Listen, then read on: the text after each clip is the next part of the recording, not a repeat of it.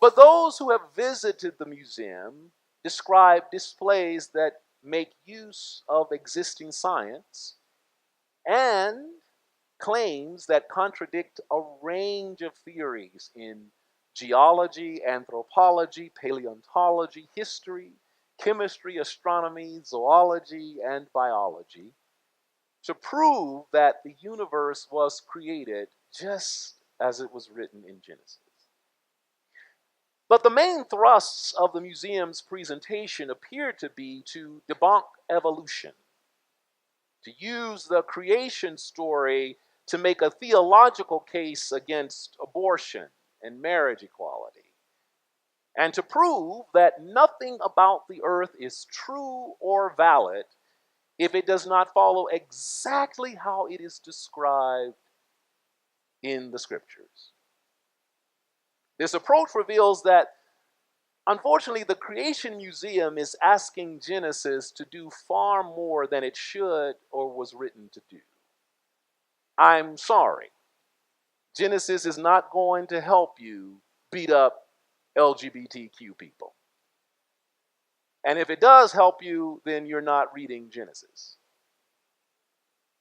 But an even sadder reality about what is presented in the museum, and unfortunately what is believed by far too many others, is that the Creation Museum has very little to do with what our biblical text narrates about creation.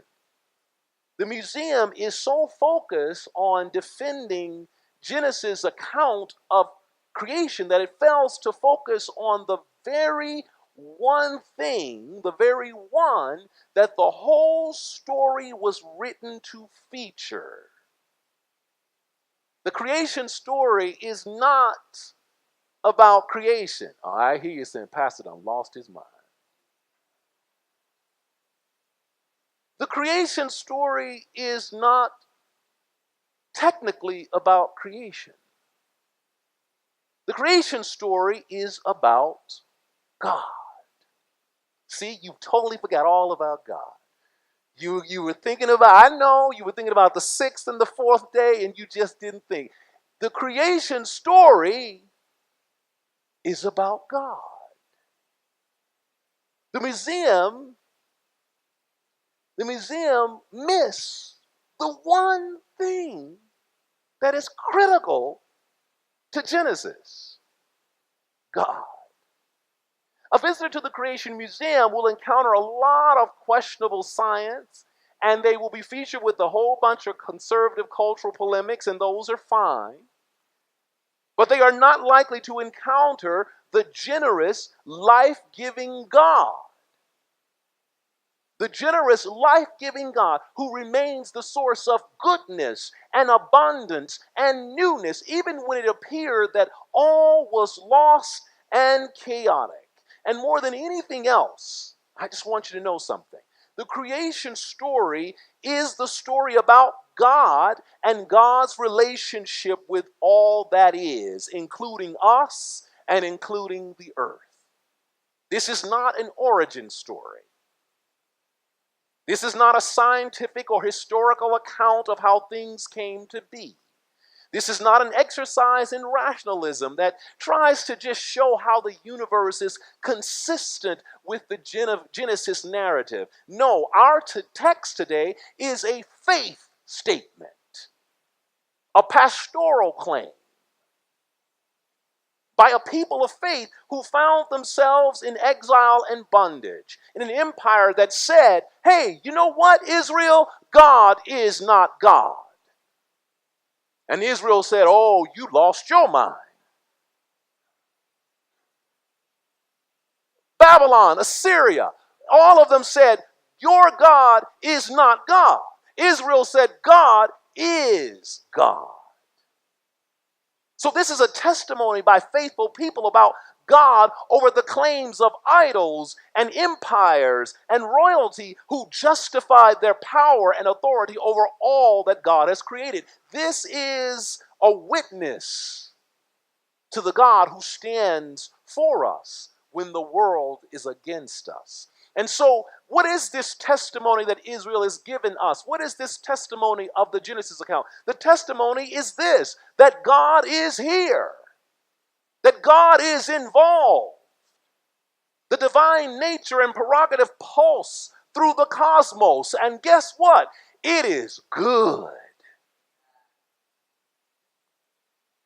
The earth is God's. This is the way the psalmist put it. The earth is God's, and everything in it belongs to God. There is nothing in this testimony from our spiritual forebears that seeks to prove anything about the cosmos or humans or creatures. What our spiritual forebears are inviting us to do is to see God, to see what God has done and is doing, and to know that all of it is good. 7 times, God says that it is good. It is good. And then everything that God creates is made to be a source of new growth, plants yielding seed and trees bearing fruit with seed for growing more plants and more trees. God making humankind and giving humankind the responsibility, the obligation, and the vocation to care for creation means that we continue to create with God. We continue to sustain what God has given us. Goodness, abundance, newness. This is pure gospel. And if that's not what people are saying about the creation story, if that's what people are not saying about Genesis, take it with a grain of salt. This is pure gospel. Gospel that needs to be heard, that needs to be sang, that needs to be preached. Then notice in the story, notice it's a long story. I tried to read it so you could hear it. But notice in the story, everything starts with God. God is not conjured or created here. This is no origin story for God either. God is, and God creates. Through divine command, God calls everything into being. And then through divine affirmation, God calls everything good. Divine command and divine affirmation. You see, I used to believe that God created something out of nothing, but I think God does something more profound and benevolent and transformative. I think Israel wants us to see it. God takes what is formless and chaotic and purposeless, and then with divine wind, air, and breath brings order and purpose. Here's the thing, let me put it this way, because this is the way my folks would say it. God took mess and made it good.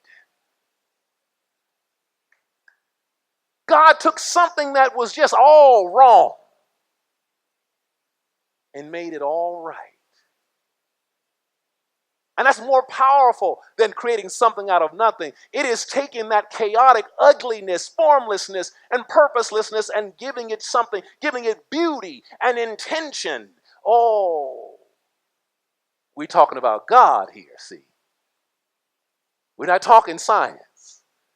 We'll save science for another day. I'm a science geek, but that's for another day. Right now, we're talking about God. This is not history. I love history. I read it all the time. But this is not what this is. We're talking about God. That's something different. And then on the 6th day, God's love and generosity culminate in the divine command to make humankind in God's own image. I don't think you understand what I just said. I don't think you understand what Genesis just said. That God made humankind in God's own image. That means then that we are direct extensions of the divine parent of us all. Every part of us is made of divine stuff. We are inextricably linked and connected, unalterably a part of God. And that gift of image is not just for our own sake, I'm telling you, but for the sake of God's entire creation. Not only is humankind made in God's image, but God said, hey, sit here next to me. humankind, and create with me everything that has to work. I want you to sustain it. I'm giving you the responsibility and the obligation and the vocation to tend to all this good stuff. So not only are we created in God's image, we are given a little bit of God's job description. Oh, we must be some important people to God. To trust us, I don't even trust my dry cleaner. But God trusts us, created us in God's image, and then said, you're going to work with me in taking care of all that has been created. Also, we are commissioned to take a little bit of that goodness and abundance and newness for the sake of God's creation. So this creation story is also a testament to how God came into relationship with humankind and how we too are used by God. When people think we are formless and purposeless, God has already instilled in each and every one full purpose, full true vocation. It's unfortunate, though, the current state of the church seems to have forgotten that the creation story is all about God. And too often, this story is going to be used to attack evolution. It's going to be used to prove that marriage should be between a man and a woman. It's going to be used to prove that humanity is inherently sinful and evil and fallen. But I want us to reclaim this. Genesis doesn't do any of that stuff. Genesis was not given to us for any of that stuff. Genesis is not about any of that. If you want to debate that politically, I can join the debate. If you want to debate that statement, that God is the one who created us all. And I know. It's hard not to fall prey to the way we've been talking about creation for so long. I mean, how many songs have we sang or prayers have we recited that talk about how wretched and evil we are? You've heard the song, oh, we just nothing. How can you call what God created nothing? Oh, we're just wretched. There's nothing good about it. And they get all creative, call us stench and wretch and just any bad name you can think of. But that's not what Genesis is about. How many people of faith have claimed that we need not care for the earth and that we are free to exploit the earth of all its resources because, God gave us dominion, but God also told you to take care of it.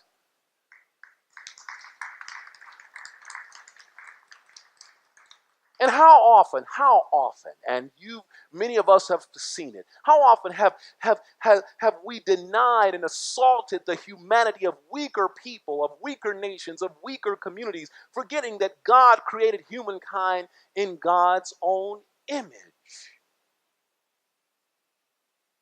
Oh, we can say all the time, God is good and God is love.